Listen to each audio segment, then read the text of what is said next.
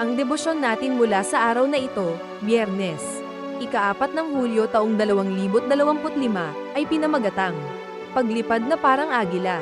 Ito ay mula sa panulat ni Binang Deborah Murroth, Maine, USA. Ang ating babasahin sa araw na ito ay matatagpuan sa aklat ni Isaias Kabanata 40, talata 26 hanggang 31. At ang atin pong pagtutunan ng pansin ay sa aklat naman ng Galasya Kabanatang 3. Talata 3, talagang napakahangal ninyo. Nagsimula na kayo sa espiritu, at ngayon nais pa ninyong magtapos sa pamamagitan ng inyong sariling lakas. Sinusundan ng aking mga mata ang eleganteng paglipad ng isang agila sa itaas ng aking tahanang malapit sa lawa. Taglay ang makapangyarihang mga pakpak na umaabot ng ilang talampakan ang lapan. Ang mga ibong ito'y kayang lumutang sa mga agos ng hangin ng matagal na panahon. Hindi nila kailangang pabugso-bagsong kumagaspas upang manatili sa ere. Sila'y nagpapahinga sa ihip ng hangin. Gusto kong maging ganito rin sa aking personal na buhay. Ngunit sa halip na ito ang aking gawin, lalo kong pinapagod ang aking sarili, lagi kong iniisip ang mga balakid na maaari kong kaharipan.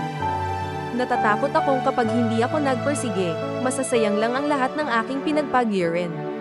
Patuloy akong nag-aalala kung may sapat ba akong talino, lakas ng katawan o espiritu, o pera para harapin ang bawat sitwasyon.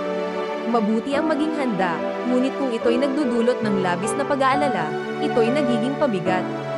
Ang pagiging perpeksyonista ko'y lalo lamang nagpapalala ng aking pagkapagod.